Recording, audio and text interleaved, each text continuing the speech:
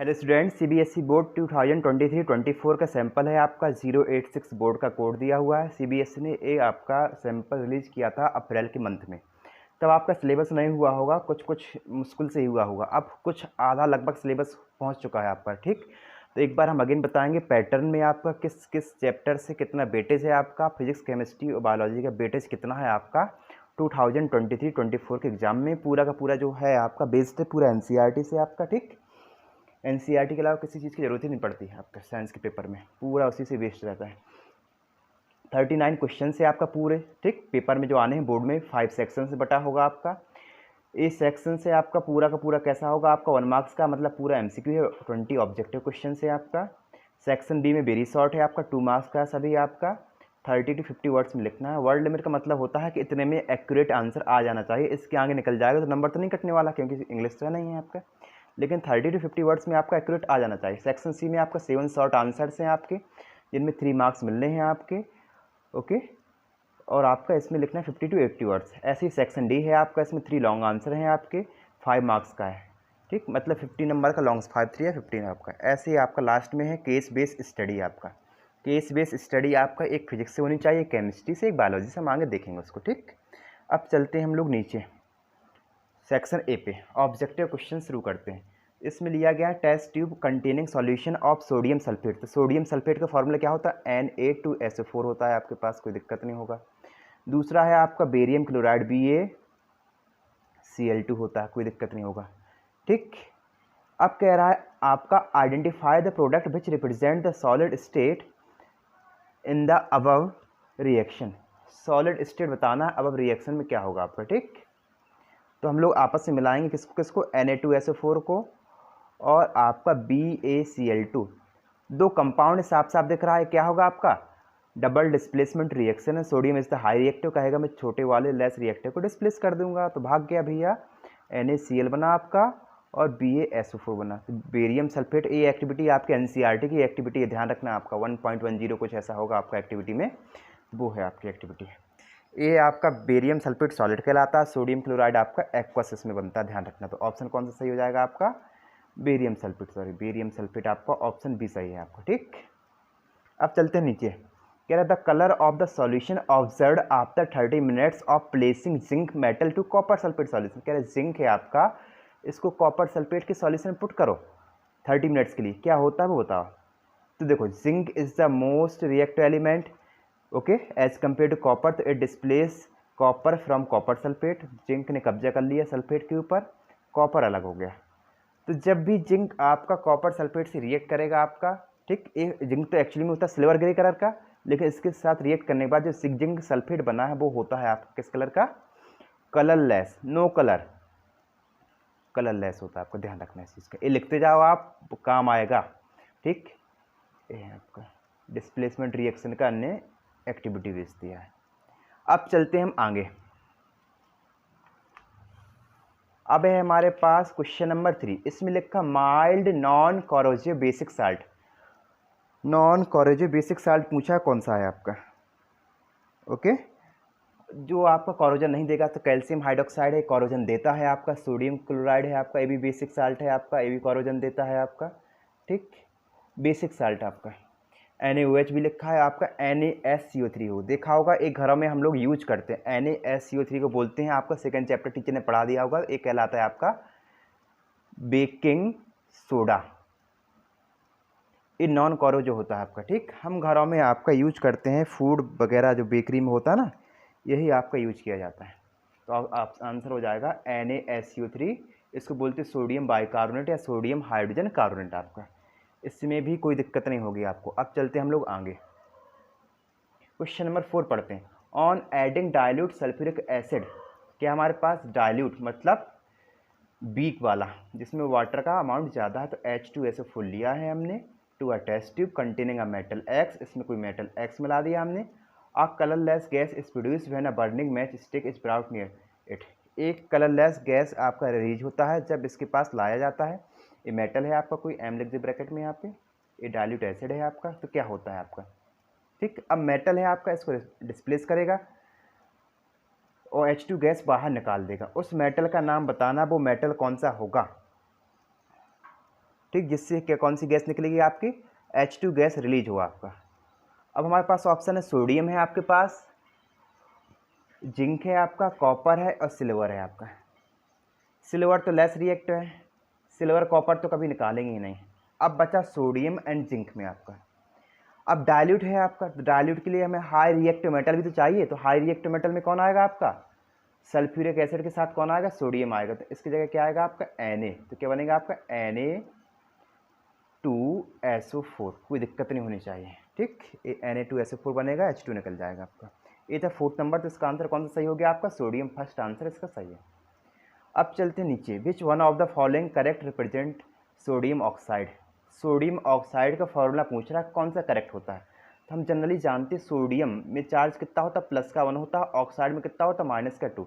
इस तरह से कुछ फॉर्मूला 9th क्लास में आप लोगों ने पढ़ा होगा, Na2O पढ़ा होगा। यस, तो N के पास कितने एटम होने चाहिए, 2 एटम। N 2 कहाँ कहाँ पे, एक तो यहाँ पे 2 है N, और एक यहाँ पे है, मतलब A गलत हो गया, C गलत हो गया। आप कहोगे 2, A2 नहीं होता है, आगे लगना चाहिए मल्टीपल में। ठीक, टीचर ने बता दिया होगा, A2 सही है। अब ऑक्साइड पे चार्ज कितना होता है, देखो यहाँ पे हमने लिखा -2, तो -2 किसमें, इसमें है कि इसमें है, इसमें -2 है आपका, तो बी ऑप्शन सही हो गया। क्लियर हुआ। ये 3rd चैप्टर का आप लोग देखेंगे तो आ जाएगा आपका। अब कह रहा है एक एलिमेंट है विथ एटॉमिक नंबर, कोई एलिमेंट है जिसका atomic number will form a basic oxide. अब बेसिक ऑक्साइड कौन बनाएगा आपका, ठीक, ये तो पता ही होगा आपका, 2nd चैप्टर का है आपका, acid base and salt. Basic oxide बनाता है आपका मेटल। अब चेक करना कि मेटल कौन सा है आपका, जिसका एटॉमिक नंबर कितना, 7। 7 किसका होता है, नाइट्रोजन का। This is the non metal, nitrogen है आपका। 17 क्लोरीन, क्लोरीन गैस है आपका, ये भी नॉन मेटल है। 14 है आपका, 14 होता है आपका सल्फर, सॉरी सिलिकॉन, ये आपका मेटल वाइड है, ये किसी काम का नहीं है। 11 है आपका मेटल, क्या नाम है इसका, सोडियम, आपका ध्यान रखना। ठीक, इसमें क्या आएगा आपका, डी नंबर सही है। ये दूसरा एमसीक्यू ने घूम के पूछा है कि एक ऐसा एलिमेंट बताओ जो बेसिक ऑक्साइड बनाता है, तो बेसिक ऑक्साइड दिमाग में चढ़ना चाहिए, कौन बनाता है आपका, मेटल बनाता है। अब चलते हैं हम लोग क्वेश्चन नंबर 7 पे आपका। An element M has 50% of the electron filled in the 3rd shell as in 2nd shell. जो 2nd सेल में जितने इलेक्ट्रॉन भरे गए हैं आपका, उसमें 3rd सेल में कितना भरा गया, इसका 50% भरा गया है। अगर मान लिया यहाँ 8 भरे गए हैं आपका, तो यहाँ पर कितने भरे गए हैं, 4 भरे गए हैं, ऐसा कुछ है आपका। ठीक, तो शुरुआत वाली बिगिन में तो 2 ही भरते हैं हम लोग, तो 2 हो गया, फिर 8 हो गया, फिर कितना हो गया आपका, इस तरह से बन गया आपका। ठीक, तो इसमें कितना आ जाएगा आपके पास, 2 8 10 हो गया और 14 हो गया। अब कहोगे सर फिक्स है कि यहाँ पे 8 ही भरेंगे। यस, किसी भी सेल के आउटर मोस्ट मैक्सिमम इलेक्ट्रॉन कितने भरेंगे, 8 ही तो भरेंगे पहले, तभी तो आगे भरेंगे हम लोग, इसलिए हम लोग 8 भर दिए पहले। आपको भी सर मैं 6 भर दूँ, यहाँ 3 भर दूँ, 6 3 9, 6 3 9 + 2 11, नहीं, ऐसा एग्जिस्ट नहीं करेगा, क्योंकि सबसे पहले इसको ही पूरा कंप्लीट करना पड़ेगा 8 का। क्लियर हुआ, तो ऑप्शन क्या हो जाएगा, सी नंबर। अब कह रहा है generally the food is broken and absorbed within the body of organism in which of the following organism is it done outside the body. ठीक, फूड है आपका, ब्रोक किया गया है, एब्जॉर्ब है, विद इन द बॉडी ही आपकी reaction हुआ है ऑर्गेनिज्म में। In which of the following organism is it done outside the body. कौन सा ऐसा ऑर्गेनिज्म है जो आउटसाइड द बॉडी फूड को ब्रोकन करता, एब्जॉर्ब करता, नाम पढ़ा होगा आपने, मशरूम होता है आपका। ठीक, बायोलॉजी का है। Receptor are usually located in sense organs, gustatory receptors are present. ये नया टर्म आ गया, तो ध्यान रखना, एनसीईआरटी में आपका एक बार पढ़ना, रीडिंग करना आपका, इसको लिख भी लेना नोट्स बना के। गस्टेटरी रिसेप्टर्स क्या होते हैं आपका, गस्टेटरी रिसेप्टर्स होते हैं आपका टंग, आपका ध्यान रखना। ठीक, क्लियर हुआ, ये नया टर्म आया है इस बार, ध्यान रखना बोर्ड में। Question number 10, A farmer want to grow banana plant genetically similar enough to the plant already available in his field। एक फार्मर है आपके, अपने खेत में क्या लगाना चाहता है, बनाना का प्लांट लगाना चाहता है, जेनेटिकली सिमिलर लगाना चाहता है। जेनेटिकली सिमिलर एक टर्म दिया गया, तो जेनेटिकली सिमिलर में प्रॉपर्टी आपने पढ़ा होगा वेजिटेटिव प्रोपगेशन का, वेजिटेटिव प्रोपगेशन में होता है आपका, यहीं से आंसर मिल गया, फिर भी हम पढ़ते हैं आगे। Which one of the following method would you suggest for this purpose, तो कौन सा हो जाता है आपका, वेजिटेटिव प्रोपगेशन आपका। ठीक, 10 नंबर भी क्लियर हो गया। अब लिखा है क्लियर 10 नंबर, आगे बढ़ते हैं। Height of the plant is regulated by, plant का हाइट किस तरह से रेगुलेट किया जाता है आपका, तो पहले लिखा DNA which is directly influenced by growth hormone. No, DNA responsible नहीं होता है आपका, ठीक, जो कि ग्रोथ हार्मोन के लिए होता है। हाँ, ग्रोथ हार्मोन होता है आपका, ठीक, लेकिन ग्रोथ हार्मोन के 2 क्वेश्चन हैं। Growth hormone under the influence of enzyme coded by gene, ये सही है आपका। जो ग्रोथ हार्मोन होता है आपका किसके इन्फ्लुएंस में चले, एंजाइम्स के इन्फ्लुएंस में चले आपका, ओके, बाय जीन, ना कि डीएनए, जीन वाला। इसमें लिखा था growth hormone directly under the influence of gene, ठीक, एंजाइम से होता है, डायरेक्ट जीन से नहीं होता है, ओके, लिखा ना influence of the enzyme coded by gene, ध्यान रखना, होता तो आपका जीन से ही होता है लेकिन आपका एंजाइम के इन्फ्लुएंस से होता है। ले नंबर क्लियर हुआ, सी ऑप्शन सही है इसका। 12 number, a sport person after a long break, कोई स्पोर्ट पर्सन दौड़ता नहीं है आपका, बहुत लंबा उसने ब्रेक ले लिया है आपका, फिर उस दौड़ना शुरू करता है तो उसमें मसल्स में क्रैम्प, उसको थोड़ा सा पेन होता है आपका, लगता है कि बहुत किसी ने पिटाई कर दी उसकी, ऐसा तो पिटाई तो नहीं की उसने, एक्सरसाइज कर रहा था, तो ऐसा क्यों हुआ होगा, साफ साफ है उसकी मसल्स में क्या बनने लगा होगा, लैक ऑफ ऑक्सीजन से लैक्टिक एसिड। तो आप सर्च करो कि लैक्टिक एसिड किस में लिखा होगा, तो लैक्टिक एसिड आपका lack of oxygen formation of lactic acid, ये बन गया आपका। 12 का सी हो गया, कोई दिक्कत नहीं होगा।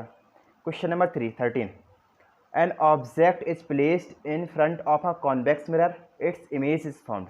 कोई ऑब्जेक्ट है किसके सामने रखा गया, कॉन्वेक्स मिरर के सामने, ये होता है आपके पास कॉन्वेक्स मिरर, इस तरह से इसके सामने रखा गया, इसका ठीक पोल है, फोकस इस तरफ जाएगा आपका, नॉर्मल सी बात है, पूरा ऐसे बनाएंगे, सी भी यहाँ जाएगा, इमेज कहाँ बनेगी आपकी, पीछे की से, मतलब वर्चुअल इमेज बनेगी। तो देखो वर्चुअल इमेज कहाँ लिखा है, बिहाइंड द मिरर बनेगी, ये लिखा है बिहाइंड द मिरर लिखा है, इट्स पोजीशन वेरीज। अब पोजीशन थोड़ा फिक्स है कि इक्वली बनेगा, ठीक, क्योंकि इसमें एक इन्फिनिटी भी रखेंगे, एक इन्फिनिटी और पी के बीच में ऑब्जेक्ट रखेंगे, तो हमारे पास क्या बनेगा, बिहाइंड द मिरर बनेगा, कुछ भी पोजीशन में बन सकता है, आपका ध्यान रखना इस चीज़ को।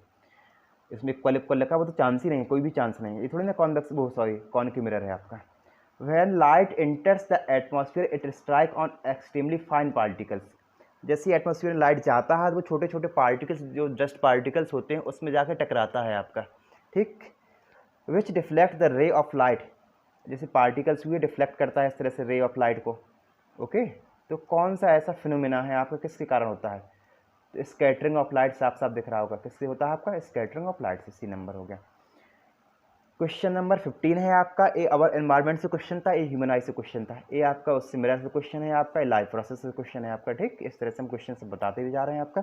लास्ट में सब बताएंगे किस चैप्टर से कितना आया है, बस थोड़ा देखो। In 1987 an agreement was formulated by United Nation Environment Programme, UNEP से क्वेश्चन घूम के आया हुआ है आपका, टू फ्रीज द प्रोडक्शन, कहाँ हुआ था 1980 से, टू फ्रीज द प्रोडक्शन, किसके प्रोडक्शन को फ्रीज करना है, एक्स है, CFC जो निकलता है AC वगैरह से आपका, उसको फ्रीज करना है, टू प्रिवेंट डिप्लेशन ऑफ किस लेयर को, ओजोन लेयर के, तो एक्स में क्या है CFC, वाई में क्या है ओजोन लेयर O3, तो CFC ओजोन कहाँ लिखा है, पहले CFC आएगा एक्स में, ओजोन आएगा, तो सी नंबर सही हो गया। अब चलते हैं मतलब क्वेश्चन नंबर 16 में आपका, which of the following feature relates to biodegradable substances, कौन सा फीचर है जो बायोडिग्रेडेबल सब्सटेंसेस को लगता है आपका, ठीक, पहले लिखा broke down by biological process, remain inert, persist in environment for long time, may harm the ecosystem. Biodegradable substances कभी एनवायरनमेंट को हार्म नहीं करते, इकोसिस्टम को हार्म नहीं करते, ना लॉन्ग टाइम लगता है। क्या है आपका broke down by biological process से आपका ब्रोक हो जाता है ईजिली आपका। बायोडिग्रेडेबल सब्सटेंसेस का मतलब समझ गया हो गया, सब्सटेंस से आपका किचन का हो गया, वेजिटेबल्स का हो गया आपका, ठीक, वुड्स का हो गया, लीव्स हो गया, सब बायोडिग्रेडेबल है आपका, बायोलॉजिकल प्रोसेस से ब्रेक हो जाता है आपका। क्वेश्चन नंबर 17 से क्वेश्चन नंबर 20 तक आपका असर्शन एंड रीजन है आपका, गौर से देखना अगर आप पहली बार देख रहे हैं इस चीज़ को। असर्शन रीजन, इसमें लिखा rusting of iron is endothermic reaction, क्या असर्शन सही लिखा हुआ है, क्या rusting of iron is endothermic reaction है कि नहीं है, ओके। रस्टिंग ऑफ आयरन में गैसेस रिलीज होती है, कभी एंडोथर्मिक, हम थोड़ी ना हीट देते हैं कि भैया रस्टिंग लग जाओ, हमारे घर में गेट लगा है लोहे के, पहले उसको गर्म कर दो, रस्ट लगने तो हमारा क्या जाता है इसमें, ऐसा तो नहीं करते ना, तो असर्शन रॉन्ग हो गया आपका। रीजन में चलते हैं, as the reaction is slow, ये बात तो सही है, रिएक्शन स्लो होती है उसकी रस्टिंग की, काफ़ी टाइम बाद रस्टिंग लगती है, ईयर्स लग जाते हैं इसको। The release of heat is बेयरली evident, ये भी सही है आपका, ठीक, जो हीट है आपका बेयरली एविडेंट है आपका, रिएक्शन स्लो है आपका, तो रीजन आपका सही है, असर्शन गलत है। अब चेक करो किस में लिखा है कि असर्शन गलत है, असर्शन गलत, असर्शन गलत डी में है आपका, तो इसके लिए कौन सा ऑप्शन हो जाएगा आपका, डी, ध्यान रखना है।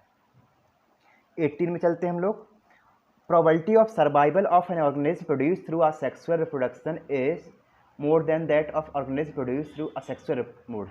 जो सेक्सुअल रिप्रोडक्शन होता है उसमें वेरिएशन ज़्यादा मिलता है, क्योंकि दो आपकी एक मेल हो गया एक फीमेल हो गया, तो अलग अलग इन्वायरमेंट में रिजाइड करते हैं आपका, तो उनमें वेरिएशन मिलता है आपका। ओके, तो आपका कौन सा पढ़ रहे थे हम लोग, 80 नंबर पढ़ रहे थे आपका, तो ये तो सही हो गया आपका असर्शन। अब चलते हैं रीजन में, मतलब ये सही है आपका। ठीक, reason variation provide advantage to individual for survival, बिल्कुल सही है आपका। कोई जम्मू कश्मीर से फीमेल है, राजस्थान से मेल है आपका, तो ठंडी गर्मी में सब में एग्जिस्ट कर सकते हैं, तो इसका ऑप्शन क्या आ जाएगा आपका ए। दोनों सही है। इसका करेक्ट एक्सप्लेनेशन है कि आपका असेक्सुअल से आपका मतलब वेरिएशन में क्या चाहिए, सर्वाइवल बढ़ जाता है आपका। ठीक, और वेरिएशन किससे होता है आपका, सेक्सुअल रिप्रोडक्शन से, जिसमें दो गैमेट्स बनते हैं मेल और फीमेल से। असर्शन रीजन फिर आ गया, a compass needle is placed near a current carrying wire, कोई वायर है उसके पास में कंपास निडल रखी थी हमने इस तरह से। The deflection of the compass needle decrease when the magnitude of the current in wire, बिल्कुल गलत है आपका। जितना ज़्यादा इसमें क्या जाएगा, करंट जाएगा, उतना ज़्यादा इसमें मैग्नीट्यूड बढ़ता चला जाएगा, तो असर्शन तो इन्हें बिल्कुल गलत ही कर दिया शुरुआत में। The strength of the magnetic field at a point near the conductor increase और इंक्रीजिंग द करंट, आपका ये भी सही है आपको। इसमें असर्शन गलत है, रीजन सही है, तो इसका कौन सा सही हो जाएगा, डी नंबर, तो इसका डी सही हो गया। चलते लास्ट में 20 वाला है आपका, biodegradable substances result in the formation of compost and natural replacement.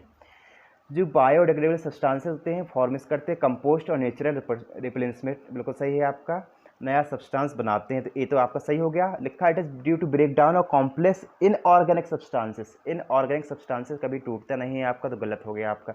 Assertion सही है आपका, ठीक, और रीजन गलत है आपका, तो कौन सा गलत सही है ऑप्शन, असर्शन सही है, रीजन गलत है आपका, तो ये हो जाएगा सी नंबर आपका। आया समझ में, इनऑर्गेनिक सब्सटेंस थोड़ी ना ब्रेक करेगा।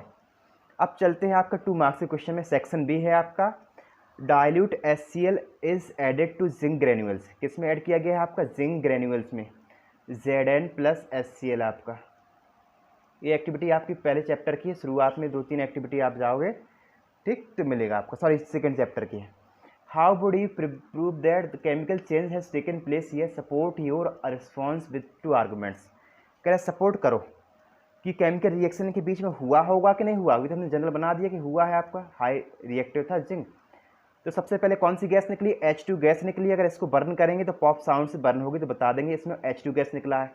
रिएक्शन के बाद टेम्परेचर इंक्रीज होता है, तो दूसरा चीज़ क्या हो, टेम्परेचर इंक्रीज हुआ आपका, कोई दिक्कत नहीं होगा। तीसरा चीज़ आप लिख लो, क्योंकि क्वेश्चन घूम के आ गया, जिंक होता है एक्चुअली में सिल्वर ग्रे कलर का होता है, कैसा होता है, सिल्वर ग्रे कलर का होता है। जब रिएक्शन हो जाएगी तो कैसा हो जाएगा, ब्लैक कलर का हो जाएगा। इंपॉर्टेंट MCQ है, अगर बोर्ड ने ये वाला नहीं दिया मतलब क्वेश्चन, तो ये वाला उल्टा दे देगा, सिल्वर ग्रे से कैसा हो जाता है आपका, ब्लैक कलर का। इसमें लिखा 22 में, state the post fertilisation changes that lead to the fruit formation in plant. Fertilisation के बाद कौन कौन से चेंजेस आते हैं प्लांट में फॉर्मेशन के लिए, वो बताने हैं आपका। ठीक, तो फर्टिलाइजेशन के बाद क्या बनता है, जाइगोट बनता है आपका सबसे पहले तो आपका। ठीक, अब यही जाइगोट जो बना है वो आपका डिवाइड होगा, आपका किस में डिवाइड होता है पता ही होगा आपको, एम्ब्रियो में टूटता है आपका, टूटता है ना आपका एम्ब्रियो में। ओके, तो आपको क्या लिखना है इसमें, कितने मार्क्स का है आपका, 2 मार्क्स का है। तो सबसे पहले आपको लिखना है जो आपका पोस्ट फर्टिलाइजेशन के बाद चेंजेस आएंगे, तो सबसे पहले क्या बनेगा उसमें, जाइगोट बनेगा। फिर इस जाइगोट जो बना हुआ है आपका वो फर्दर आपका ब्रेक होगा, ब्रेक होने के बाद एम्ब्रायो बनाएगा आपका। ठीक, इतना लिखना है आपका। अब फिर एम्ब्रायो क्या बनाएगा, ऑब्यूल बनाएगा, तो पता ही होगा आपका। ऑब्यूल के बाद क्या बनेगा, सीड बनेगा, सीड से नया प्लांट होगा, पीटल्स वगैरह निकलेगा, तो ये सब लिख देना 2 मार्क्स में आपका। ठीक, शुरुआत में क्या लिखोगे आप, जाइगोट, फिर एम्ब्रायो, फिर ऑब्यूल आपका, पीटल्स, ये सब लिख देना है आपका। अब है 23, what is the purpose of making urine in the human body. Human body में आपका पर्पज क्या है, यूरिन बनाना, यूरिन के फॉर्मेशन का। तो जितना भी हमारे बॉडी में नाइट्रोजीनियस वेस्ट निकलता है उसको बाहर करना हम लोगों को, कि हमारे बॉडी से नाइट्रोजीनियस वेस्ट अलग हो जाए, बाहर चला जाए आपका। ठीक, ये पर्पज़ है आपका, जितना वेस्ट मटेरियल है, और एक्स्ट्रा वाटर को भी आउट करना पड़ता है आपका। ठीक, name the organs that store and release the urine. उस ऑर्गन का नाम बताना जो स्टोर करता है, रिलीज करता है यूरिन को। जो स्टोर करता है वो होता है यूरिनरी ब्लैडर आपका, ये तो पता ही होगा, यूरिनरी ब्लैडर होता है। और जिसके थ्रू बाहर निकलता है आपका वो होता है यूरिथ्रा। क्या होता है आपका, यूरिथ्रा के द्वारा आपका यूरिन बाहर निकलता है।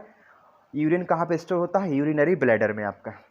23 का और देखते हैं हम लोग। Why do arteries have thick and elastic walls whereas veins have walls? ठीक, आर्टरी के पास थिक एंड इलास्टिक वॉल्स क्यों होती, दीवारें क्यों होती मजबूत? क्योंकि इसमें flow of the oxygenated blood toward the body high speed से होता है आपका, इसलिए इसकी वॉल्स कैसी होती, थिक होती हैं, इलास्टिक होती हैं। वेन्स में आपका बाल्ब क्यों रखा गया है? ताकि जो ब्लड है आपका लौट के ना आए, मतलब यूनिक डायरेक्शन में चले, क्योंकि वेन्स जो ब्लड लाती है वो कैसा होता है? डीऑक्सीजनेटेड ब्लड होता है, मतलब उसमें थोड़ा सा डिटॉक्सीफाई हमारी बॉडी नहीं कर पाएगी, उसको लौट के आएगा तो, अगर बॉडी में ही मिल गया तो। ठीक, इसलिए उसमें यूनिक डायरेक्शन में फ्लो कराने के लिए हम लोगों में वेन्स में क्या होता है? बाल्स होता है। अब है क्वेश्चन नंबर 24 आपका, थोड़ा स्पीड से चलेंगे हम लोग। The refractive indexes of 3 media, indices मतलब 3 सब्सटेंसेस, इसलिए इंडेक्स इंडिसेस लिखा गया है। ए का कितना 1.6 है, बी का कितना 1.8 है, सी का 1.5 है। Are ray of light travelling from A से बी, कोई रे ऑफ लाइट है आपका ए से बी जा रही, मान ली ए है आपका, बी है, ए से बी जा रही, ठीक, इस तरह से आपका, एंड फिर बी से सी जा रही है। In which of the two cases the refracted ray bend toward the normal? अब देखेंगे ए से बी जा रही थी, ए में कैसा भैया 1.6 है, बी में कितना है आपका 1.8 है आपका। अब रेयर कौन सा हुआ? ए वाला, इसकी वैल्यू ज़्यादा है, तो जब रे ऑफ लाइट रेयर से डेंसर जाएगा 1.6 से कहाँ जाएगा 1.8 में जाएगा, तो टूवर्ड द नॉर्मल आ जाएगा, फिर ये आपका टूवर्ड द नॉर्मल आ जाएगा। ठीक, अब बी से सी में जाएगा तो अभी चला जाएगा क्योंकि 1.5 है आपका, ध्यान रखना। अब स्पीड ऑफ लाइट कह रहा है कहाँ पे बढ़ेगी, यहाँ पे तो कम होना है क्योंकि यहाँ पे तो डेंस पार्टिकल और होगा क्योंकि इसका रिफ्रैक्टिव इंडेक्स ज़्यादा। अब बी से अगर सी जा रहा है, बी से अगर सी निकल रहा है तो इसका रिफ्रैक्टिव इंडेक्स कैसा कम है आपका 1.5 है आपका। ठीक, तो इस पे सी पे आपका स्पीड ऑफ लाइट ज़्यादा होगी, जिसका रिफ्रैक्टिव इंडेक्स कम, वो मीडियम कैसा रेयर, मीडियम रेयर, तो ईजिली पार्टिकल्स मूव करेंगे, मतलब स्पीड ऑफ लाइट ज़्यादा होगी। Question number 25, a pieces of wire of resistance R is cut into 3 equal part. ये एनसीईआरटी का पहला क्वेश्चन है आपका एक्सरसाइज का, वहाँ 5 इक्वल पार्ट्स हैं या 3 इक्वल पार्ट्स हैं, आपको ध्यान रखना। 3 इक्वल पार्ट्स का मतलब क्या हुआ? अगर हमारे पास पूरा रेजिस्टेंस वायर का आर है तो कितना हो जाएगा ये, इसको हम लोग तोड़ देंगे तो कितना बनेगा आपका r/3, क्योंकि आर के पार्ट करने, फिर r/3, फिर कितना आएगा आपका r/3, ये रेजिस्टेंस के पार्ट हुए हैं। कह रहा है इनको सबको पैरेलल जोड़ दो, तो पैरेलल जोड़ने में क्या बनेगा आपका 1/r/3 plus 1/r/3 plus 1/r/3, तो पलटेगा कितना आएगा 3/r plus 3/r plus 3/r। आया समझ में, पलटा दिए क्योंकि आपका पैरेलल में चल रहा था। 3/r 3/r 3/r को हम लोग जोड़ देंगे तो कितना आएगा आपका 9/r आ गया, पलटा के देंगे कितना आएगा r/9 आएगा, कोई दिक्कत नो प्रॉब्लम होनी चाहिए। अब कह रहा है, क्या कह रहा है, रेशियो भी निकालो, सेम क्वेश्चन दिया गया। What is the value of r1 and r? जो नया बना है वो क्या कहलाएगा आपका r1 कहलाएगा, और जो पुराना था वो कहलाएगा आपका r कहलाएगा। कह रहा r1 और r में रेशियो कितना है आपका, तो r1 a बना है आपका, तो r1 रेशियो r निकालना है। ठीक, r1 कितना हमारे पास यहाँ लिख देते हैं, r/9 निकला है, कोई दिक्कत नहीं होगा आपको। ठीक, अपॉन r निकालना है क्योंकि रेशियो है आपका, ये यहाँ जाएगा मल्टीप्लाई में कितना आएगा r/9 इंटू 1/r, ये निकला आपका 1/9। आया, क्लियर हुआ? इसका आंसर आएगा 1/9। एक बार कर लेना, दूसरा क्वेश्चन आपका एनसीईआरटी के पहला है, ठीक, एक्सरसाइज का।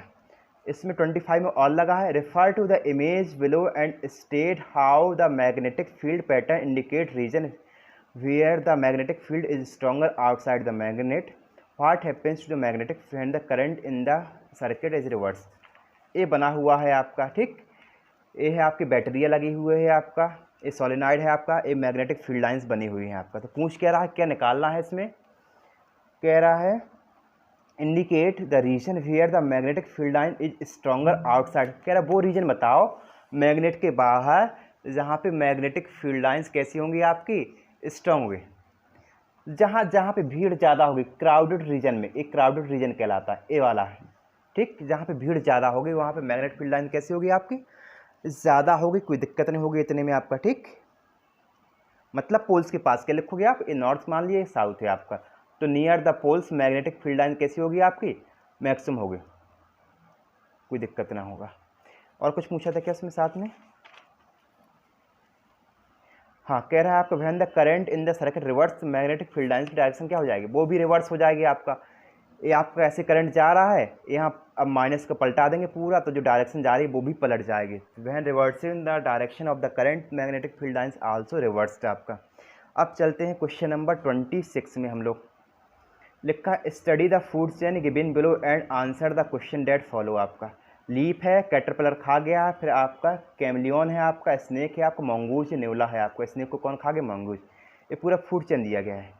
अब इस फूड चेन में क्या कह रहा है आपका? If the amount of energy available at the third trophic level is 100 joule. Third trophic level में कितना आपका? 100 जूल है। Then how much energy will be available at the producer. ठीक, कितना होगा प्रोड्यूसर पे, कितना होगा आपका? अगर यहाँ पे 100 है आपका, प्रोड्यूसर का मतलब क्या हुआ आपका? लीफ। लीफ के पास एनर्जी कितनी होगी आपकी? यहाँ पे कितना आपका? 100 है। थर्ड ट्रॉपिक पूछ रहा है ना आपका। ठीक, यहाँ कितना हो जाएगा आपके पास? 10% निकालोगे 1000 हो जाएगा, फिर 10% निकाल के जोड़ दोगे कितना हो जाएगा? 10,000 हो जाएगा। तो लीफ के पास कितना होगा आपके पास? 10,000 होगा। कोई दिक्कत नहीं होगी। 10% लॉ एनर्जी के लगना है आपका, वो पूछा गया आपका है। जस्टिफाई और आंसर तो बता देना अकॉर्डिंग टू 10% ऑफ लॉ। ठीक, आपका ये निकला है आपका 100,000, 10,000, 10% आपका। अब लिखा is it possible to have 2 more trophic level in this food chain just before the 4th trophic level. कह रहा है यहाँ पे और 2 ट्रॉपिक लेवल हो सकते थे क्या 4th ट्रॉपिक लेवल के पहले? वो तो अपने आप आपको बताना कि हो सकते थे कि नहीं। ओके, अब आप सोच के इसमें बताओ आप कि ट्रॉपिक लेवल कितने सारे हो सकते हैं। अगर एनर्जी का लॉस होता चला जा रहा है आपका और पूछ रहा है कि 2 मोर ट्रॉपिक लेवल और कर दिए जाए 4th ट्रॉपिक लेवल के बाद, तो क्या हो सकता है क्या आपका? कोई चांस नहीं है कि हो जाए आपका। क्यों? क्योंकि आपका वहाँ पे एनर्जी बचेगा ही नहीं। लॉस ऑफ एनर्जी, एक तो पता ही होगा हर एक स्टेप में क्या होगा? लॉस ऑफ एनर्जी आपका हो रहा है। तो सिंपल सा है। ठीक, तो 4th जो ट्रॉपिक लेवल है आपका, उसके पास एनर्जी बहुत कम बचेगी, बहुत ही लेस अमाउंट ऑफ एनर्जी उसके पास बचेगी आपका। ठीक, तो बोलना है आपका कि हर एक ट्रॉपिक लेवल में एनर्जी लॉस होती जा रही है। जो 4th ट्रॉपिक लेवल है वहाँ पे एनर्जी बहुत ज़्यादा लॉस हो जाएगी। ठीक, तो उसके पास एनर्जी बचेगी नहीं आपका। क्लियर हुआ? वो बायोलॉजी का क्वेश्चन था आपका, एक बार पढ़ोगे तो आ जाएगा। सेक्शन सी है आपका the given reaction show one of the process to extract the metal like iron and manganese. ये प्रोसेस किस लिए होती है? FeMn के लिए प्रोसेस होती है आपका। तो मैग्नीज ऑक्साइड है आपका, एल्यूमिनियम बनाया गया है। ये आपको साफ साफ दिख रहा होगा एल्यूमिनियम ऑक्साइड है। कौन सा है? एम्फोथेरिक ऑक्साइड कहलाता है। एम्फो, जब भी क्वेश्चन पढ़ो सीधे लिखते जाओ कौन क्या है। क्वेश्चन पूछता बाद में है तो देख लेंगे इसको। Give reason why the above reaction is known as thermite reaction. तो ऊपर वाले क्या रिएक्शन को थर्माइट क्यों बोला गया है? थर्माइट का मतलब क्या होता है? जो रिएक्शन हीट रिलीज करे, मतलब एक्सोथर्मिक रिएक्शन होगा उसको बोलेंगे थर्माइट रिएक्शन। तो पहले का आंसर क्या हुआ? क्योंकि हीट रिलीज हो रही है इसलिए थर्माइट रिएक्शन है। Identify the substance oxidised and reduce in the above reaction. कौन सा सब्सटेंस ऑक्सीडाइज हुआ? ऑक्सीडाइज मतलब जिसके साथ ऑक्सीजन मिल गया। ऑक्सीजन किसके साथ मिला? Al के साथ ऑक्सीजन मिल गया। तो Al oxidise to Al2O3। Reduce कौन सा हुआ? रिड्यूस MnO2 से ऑक्सीजन कह रहा मैं जा रहा हूँ, भाग गया, Mn बचा। तो MnO2 रिड्यूस हुआ है, A रिड्यूस हुआ है आपका, और Al कैसा हुआ है आपका? ऑक्सीडाइज हुआ है। ठीक, लिख लेना आप। Give a reason why aluminium is preferably used in thermite reaction. कह रहा है एल्यूमिनियम को ही क्यों यूज किया गया, प्रीफर किया गया यहाँ पे, और किसी को क्यों नहीं लिया गया? तो बताना है जो एल्यूमिनियम है आपका वो आपका Fe और Mn से कैसा है? आयरन। देखो हमने लिखा है FeMn, इन दोनों से लिखा है क्वेश्चन में आयरन एंड मैग्नीज। तो aluminium is the more reactive element as compare to iron and manganese. Clear हुआ 27। अब चलते हैं हम लोग 28 नंबर क्वेश्चन में। आपका एन एलिमेंट है कोई M विथ इलेक्ट्रॉनिक कन्फिग्रेशन 283 है, combined separately with Cl minus SO4 2 minus ions. कोई मेटल M है आपका जिसका इलेक्ट्रॉनिक कन्फिग्रेशन 283 है, मतलब 13 एटॉमिक नंबर किसका होता है आपका? एल्यूमिनियम का होता है। तो Al हो गया आपका। Predict with the suitable reason the nature of the bond form by element M in general. How will the electrical conductivity of the compound found vary with respect to M। तो पहले कह रहे हैं write the chemical formula of the compound. कौन कौन से compound बनेंगे? Al और Cl आपस में मिलेंगे तो Al में चार्ज होता है प्लस का 3, Cl में होता है माइनस का 1 भैया। क्या बनाएगा आपका? AlCl3 बनाएगा, कोई दिक्कत नहीं होगी आपको। ऐसे ही आपका SO4 वाला तो ऊपर बनाए दे रहे हैं हम लोग Al और SO4। SO4 में क्वेश्चन में लिखा -2 है, Al में होता है +3, क्या बनेगा आपका Al2 इधर आ जाएगा, SO4 का होल थ्राइस बन जाएगा, कोई दिक्कत नहीं होगी यहाँ तक। ठीक, अब चलते हैं आगे हम लोग। अब पूछ रहा है आपका आगे इसमें, तो ये क्लियर हो गया।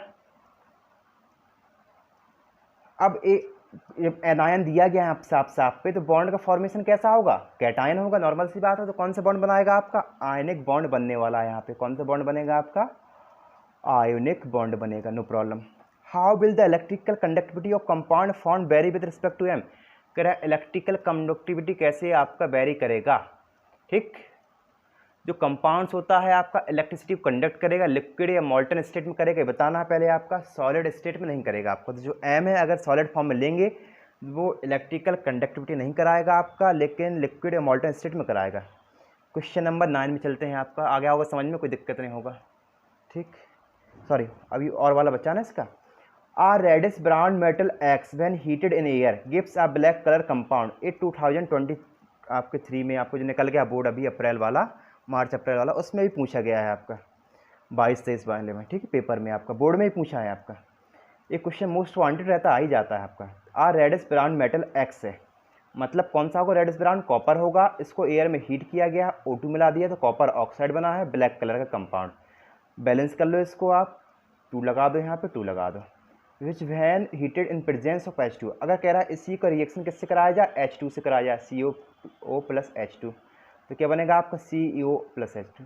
ऐसे समझो कि सुनार के दुकान में लग गई आग। ठीक, जो कॉपर था पूरा कॉपर ऑक्साइड ब्लैक हो गया है। सुनार ने पढ़ा था केमिस्ट्री, उसने कहा रुको रुको मैं हाइड्रोजन गैस लेके आ रहा हूँ, तो उसने हाइड्रोजन गैस अपने पूरे बर्तनों में जितनी थी मिला दी, उसको अगेन क्या मिल गया, सॉरी कॉपर मिल गया और H2 मिल गया आपका। ठीक, तो कॉपर के बर्तन मिल गए, उसको वाटर अलग निकल गया, कोई दिक्कत नहीं होगा। X is refined by the process of electrolysis, electrolysis की प्रोसेस में होता है, एक कैथोड होता है आपका, एक एनोड होता है आपका, कुछ ध्यान आ रहा होगा आपको, है ना। ठीक, यहाँ पे कैथोड होता है आपका, एक एनोड होता है आपका, एक प्योर होता है आपका, ये इम्प्योर लेते हैं आपका, याद आ रहा है। इलेक्ट्रोलिसिस की प्रोसेस में तो कौन सा यूज करते हैं हम लोग यहाँ पे, कॉपर यूज करते हैं, कॉपर सल्फेट का सॉल्यूशन लेते हैं, याद आ गया। इलेक्ट्रोलिसिस की प्रोसेस में यूज किया जाता है, और कहाँ पे यूज किया जाता है आपका, ये वायरिंग में यूज किया जाता है। क्लियर हुआ।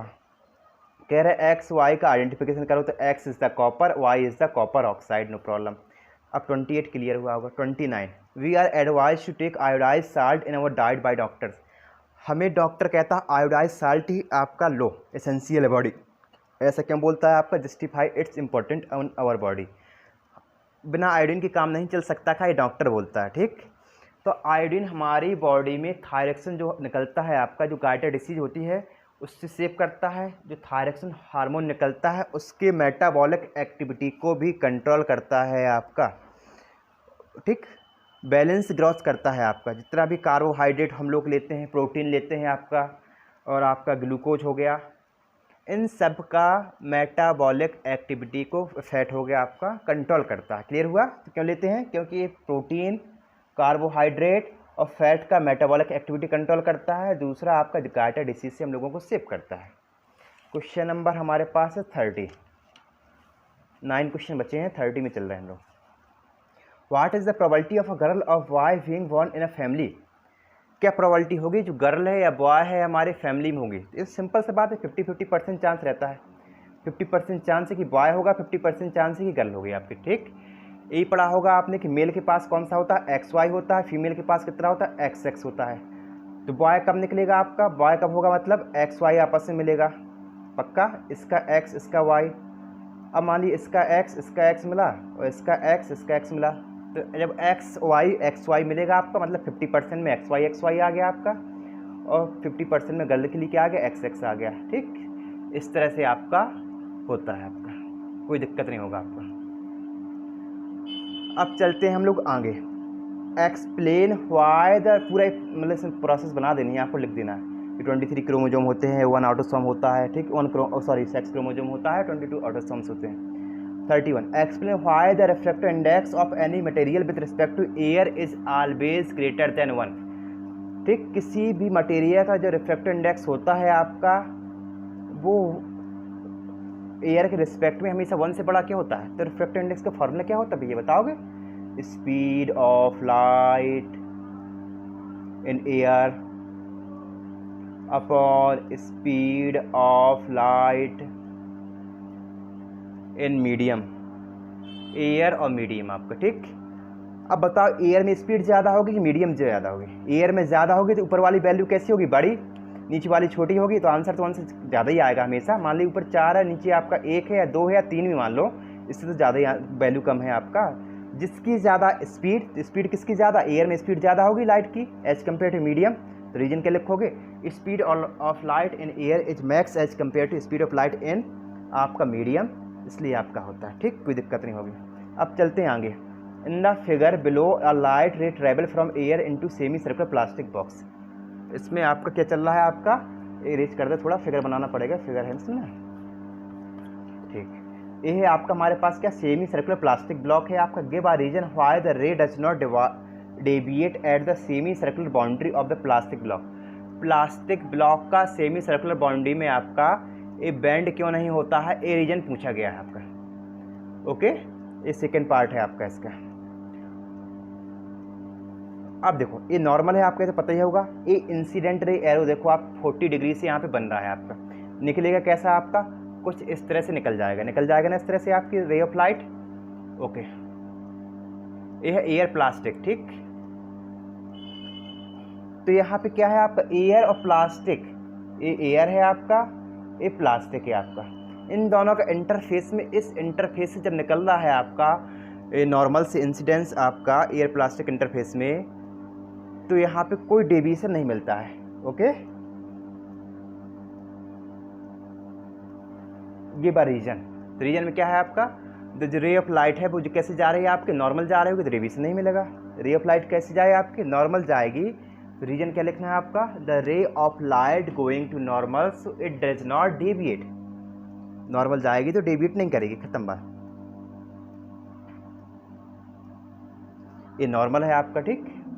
Complete the ray diagram of the above scenario when the light ray comes out of the plastic block from the top flat end।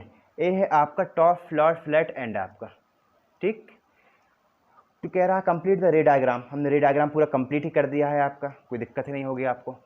ऊपर वाले क्वेश्चन का आंसर तो समझ में, जब नॉर्मल में होगा तो डेविएशन नहीं मिलेगा, खत्म बात। इसका नॉर्मल लिख देना, आंसर मिल जाएगा, क्या लिख देना, नॉर्मल केवल। इसका आंसर क्या लिखोगे आप, कंप्लीट द रे डायग्राम में आपका, तो बना दिया रे डायग्राम, एरो ऐसा जा रहा था इसलिए है आपका, यहाँ पे डेंसर मीडियम है, यहाँ पे रेयर मीडियम है आपका, तो अभी फ्रॉम द नॉर्मल चला, डेंसर से जब रेयर जाएगा, प्लास्टिक है ना, एयर है आपका। क्वेश्चन 31 क्लियर हुआ, चलते हैं हम लोग 32 की तरफ। State the law that explain the heating effect of a current with respect to a measurable. ये तो पूछ रहा है H = I2RT, इसको डिफाइन कर देना है, इसमें कोई दिक्कत नहीं होगा, पूरा लिख देना है आपको अच्छी तरह से, जूल्स लॉ ऑफ हीटिंग क्या होती है, ठीक। H = I2 ऑफ जो हाइट, वो हीट है आपका रेजिस्टेंस के, टेम्परेचर के, और आपके I, R और T आपका टाइम हो गया आपका, और I क्या है आपका यहाँ पे करंट है, इन तीनों के कैसा होता है, डायरेक्टली प्रोपोर्शनल होता है। अब चलते हैं आगे, लिस्ट द फैक्टर, कौन कौन से फैक्टर हैं जो रेजिस्टेंस होता है आपका, लेंथ ऑफ द वायर के directly proportional, area of cross section की inversely, nature of the material पर डिपेंड करता है।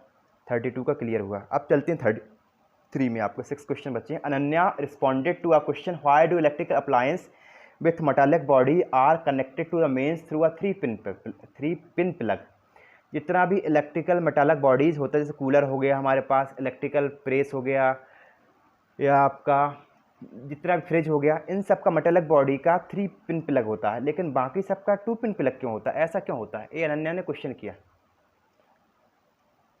इसके बाद क्वेश्चन करती है, फिर उसने आंसर भी लिखता दे रहा है। She wrote the 3 pin conductor reduce heating effect heating of connecting wire. वो आंसर दे रहा है कि जो 3 पिन होते हैं वो आपका रिलीज कर देते हैं, आपका हीट को रिड्यूस कर देते हैं। इज ही आंसर करेक्ट और इनकरेक्ट, क्या उसका आंसर सही है या गलत है आपका। ये तो आपको बता ही चुके हैं, आपका जो रेजिस्टेंस होता है आपका वायर का, ठीक, किस पे डिपेंड करता है, किस पे नहीं करता है आपका।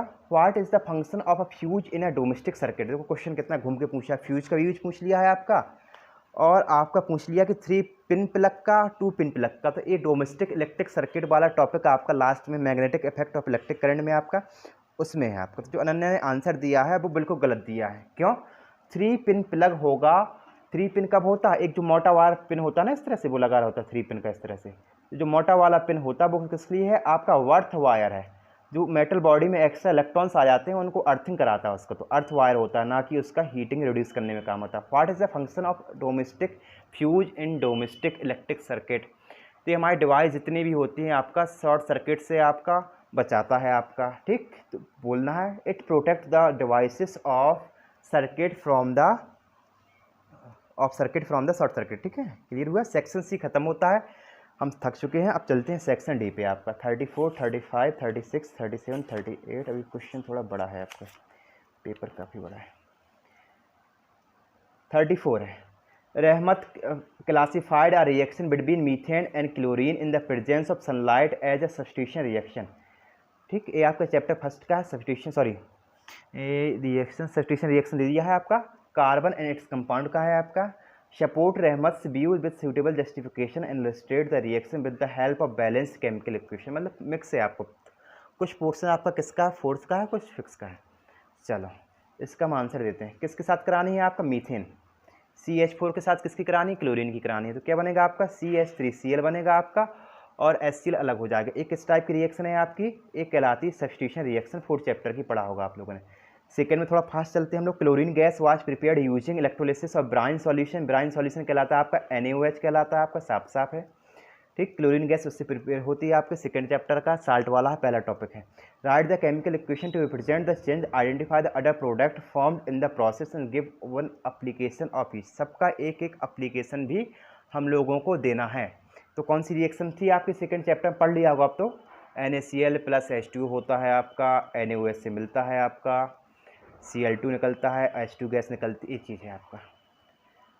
कौन कहाँ पे होता है आपका? तो जो क्लोरीन गैस निकलती है आपकी वो कहाँ पे निकलती है? क्लोरीन गैस आपका एनोड पे निकलती है। एनोड कैसा होता है आपका? पॉजिटिव होता है। तो क्लोरीन के पास माइनस का चार्ज होता है, तो एनोड से निकली, प्लस से हाइड्रोजन निकलता है आपका कैथोड से, माइनस वाले से, ठीक। कहाँ से निकलता है आपका? कैथोड से। लिख भी दे, कैथोड लिख दें, ये होता है। कोई दिक्कत नहीं होगी आपको, ठीक है। कौन कौन से अदर प्रोडक्ट निकले हैं आपको तो बता दिए, Cl2, H2, ये सब की चर्चा कर ली हम लोगों ने आपका। आगे चलते हैं हम लोग।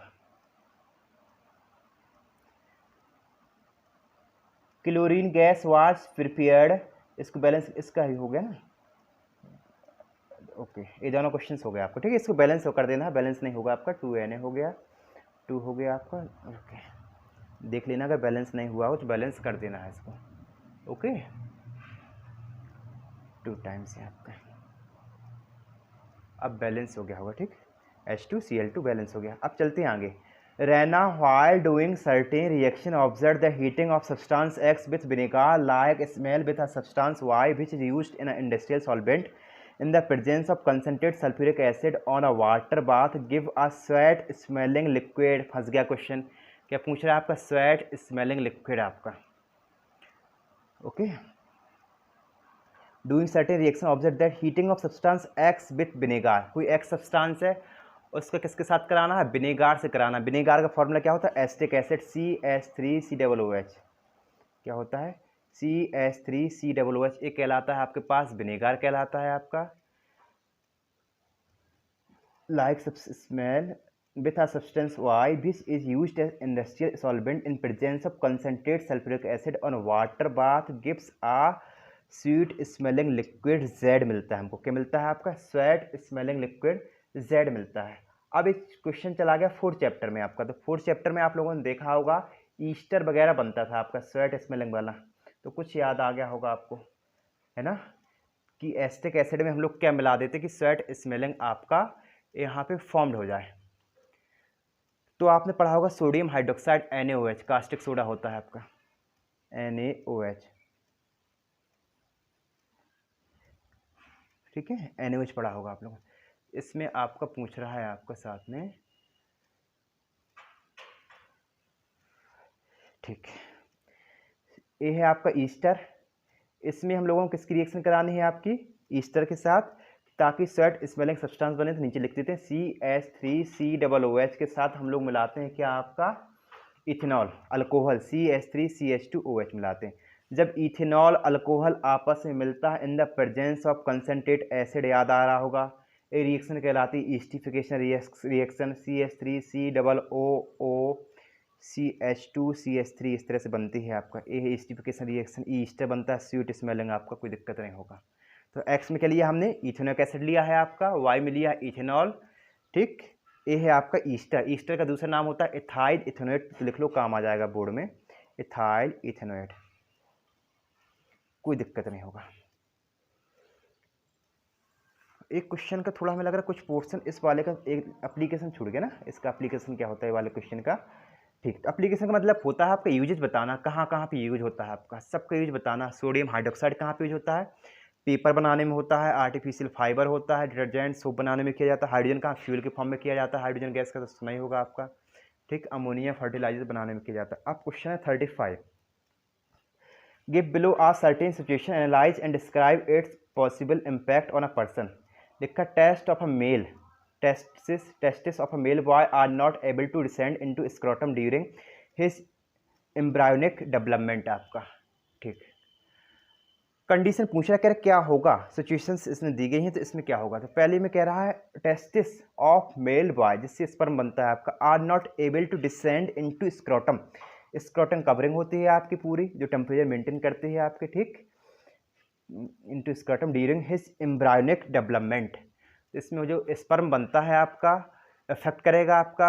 अगर बॉडी के टेम्परेचर से इसका टेम्परेचर कम हुआ तो स्पर्म बनना मुश्किल है आपका, इसमें थोड़ा सा डिस्टर्ब हो जाएगा आपका। तो क्या लिखोगे इसमें, ये अफेक्टेड होगा, स्पर्म फॉर्मेशन अफेक्ट होगा if the temperature of the scrotum is less than the temperature of the body. Body से कम नहीं होना चाहिए, बॉडी तब मेंटेन करना पड़ता है आपका टेम्परेचर, ठीक है, स्क्रोटम का, तब जाके स्पर्म बनता है। 35 का बी है आपका। लिखा vas deferens of a man is plugged. जो मेन का है वास डिफरेंस कैसा हो गया आपका, प्लग्ड हो गया, मतलब कवर कर दिया, क्लोज हो गया। अब वास डिफरेंस करता क्या है, स्पर्म का ट्रांसफर करता है, ठीक। अब उसको ही क्लोज कर दिया तो सिंपल सी बात है, स्पर्म ट्रांसफर नहीं होगा, क्लियर। अब थर्ड है आपका prostate and seminal vesicle are not functional. कह रहा है प्रोस्टेट ग्लैंड होती है, एक होती है सेमिनाल वेसिकल, ठीक। अगर फंक्शनल नहीं है, फंक्शन नहीं करते हैं, तो ये अपना सीक्रेशन नहीं छोड़ेंगे। सीक्रेशन नहीं छोड़ेंगे तो क्या होता है, एक प्रोस्टेट होता है, नरिशमेंट नहीं देगा आपका स्पर्म को। सेमिनल वेसिकल स्पर्म को फॉर्मेशन नहीं कराएगा, मोबाइल नहीं होता। सेमिनल वेसिकल का मतलब होता है स्पर्म को मोबाइल कराना, दूर तक ले जाना। प्रोस्टेट का मतलब क्या होता है, स्पर्म को फूड प्रोवाइड कराना। सी नंबर क्लियर हुआ होगा। अब लिखा है egg is not fertilised in a human female. देखो पूरा क्वेश्चन की तरह घुमा कर अंदर 5 नंबर सब कुछ पूछ लिया है। अगर फीमेल में एग फर्टिलाइज नहीं होता है तो ये तो पढ़ा होगा, मेंस्ट्रुएशन साइकिल होता है, हर मंथ में होता है आपका, ठीक। तो लिख देना है आपका, ये लगभग आपका वन डे रहता है आपका। यूटेरस में क्या बनता है, थिक लाइनिंग बनती है आपका, ब्रेक डाउन होता है, ब्लड का डिस्चार्ज, म्यूकस का डिस्चार्ज होता है आपका, और जो अनफर्टिलाइज्ड एग होता है बाहर हो जाता है, उसको बोलते हैं हम लोग मेंस्ट्रुएशन साइकिल आपका। E number, placenta does not attach to the uterus optimally. जो प्लेसेंटा है हमारे पास, ठीक, does not attach to the uterus optimally. तो प्लेसेंटा कहाँ पे होता है, मदर बॉडी में होता है, नरिशमेंट देता है, स्मॉल चाइल्ड को देता है आपका, okay.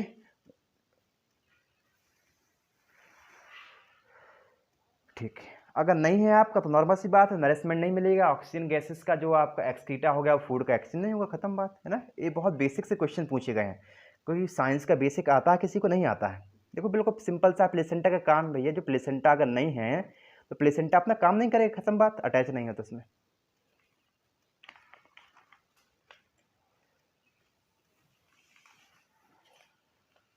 Uh doctor has advise, और नंबर है आपका, advise Sameer to reduce sugar intake in his diet and do regular exercise. Doctor ने एडवाइस दिया समीर को, भैया तुम एक्सरसाइज किया करो, reduce sugar diet. After checking his blood test report, उसका ब्लड टेस्ट किया गया, उससे कहा गया कि भैया डाइट वाला खाना खाओ और डेली एक्सरसाइज करो। तो कौन सी प्रॉब्लम हो सकती है उसको, डायबिटीज होगा, नॉर्मल सी बात है। कौन सी होगी आपकी, जब डायबिटीज है, शुगर को कम कर रहा है कि शुगर को कम खाना, तो डायबिटीज कहलाएगा, ठीक, ध्यान रखना। फिर क्या पूछ रहा है आपका, which disease do you think, disease आपका डायबिटीज होगा। नेम द हार्मोन, तो डायबिटीज को जो कंट्रोल करता है हार्मोन का नाम क्या होता है, इंसुलिन हार्मोन। डायबिटीज का रेगुलर, हाई बीपी, लो बीपी आपका, ठीक, शुगर का लेवल कैसा, कम है ज़्यादा है आपका, कौन रेगुलेट करता है आपका, ये करता है आपका insulin hormone. B number, which hormone is present in the area of rapid cell division in a plant and which hormone inhibit the growth. कौन सा आपका हार्मोन होता है जो area of rapid cell division कराता है, और कौन सा है आपका जो ग्रोथ कराता है। किसकी बात पूछ रहा है आपका, प्लांट की पूछ रहा है। प्लांट में कौन सा होता है, सेल डिवीजन कराता है सी से, सेल डिवीजन सी से होता है साइटोकिनिन, याद कर लो। हम यहीं तक कराएंगे, अब आगे नहीं बढ़ेंगे हम लोग, ठीक। 36, 37, 38, 39 आप लोग कर लेना, नहीं आए तो कमेंट सेक्शन में बता देना, 4 की हम बता देंगे आपको, ठीक। बहुत ज़्यादा हो गया है, 50 मिनट का तो वीडियो पहुंच चुका है अभी थोड़ा कुछ और बताना था ना इसमें। कौन सा हार्मोन है आपका जो ग्रोथ को इनहिबिट करता है, वो है आपका एब्सिसिक एसिड, ठीक। अब देखो 36 जल्दी से देख लो आप, एक लेंस का है आपका, बन जाएगा आपका, सब पूछ रहा है। ये भी आपका मिरर का है आपका, ये उसका है आपका, 4th चैप्टर का दिया गया है आपका, 4th चैप्टर वाला है। ये आपका केस बेस दिया गया है आपका, ठीक। बुक केमिस्ट्री का केस बेस था, बायोलॉजी का केस बेस है आपका, मेल फीमेल का आपका फ्री और टेस्ट लॉब है आपका, लोब है आपके, एक उसका फिजिक्स का है आपका, ठीक। इतना है आपका पोर्शन। अब हम बताएंगे आपको कितना पोर्शन किससे आया है, जल्दी से बताते पूरा एनालिसिस करने के बाद, ठीक। नीचे पेज में बता दे रहे हैं, नो प्रॉब्लम, ठीक है। 5 मिनट में बताते हैं। जो फिजिक्स का क्वेश्चन पूरा निकला है ओवरऑल, वो आया है आपके पास 25 मार्क्स का। कितना आया है, 25। जो केमिस्ट्री का निकला है पूरा, वो कितना निकला है, 24 मार्क्स का। बायोलॉजी आया है आपका 30 मार्क्स का इस साल, मतलब 31 मार्क्स का, ठीक। ये CBSE के सैम्पल पेपर से बता रहे हैं, ये देख के, इस चीज़ देख के बता रहे हैं आपका।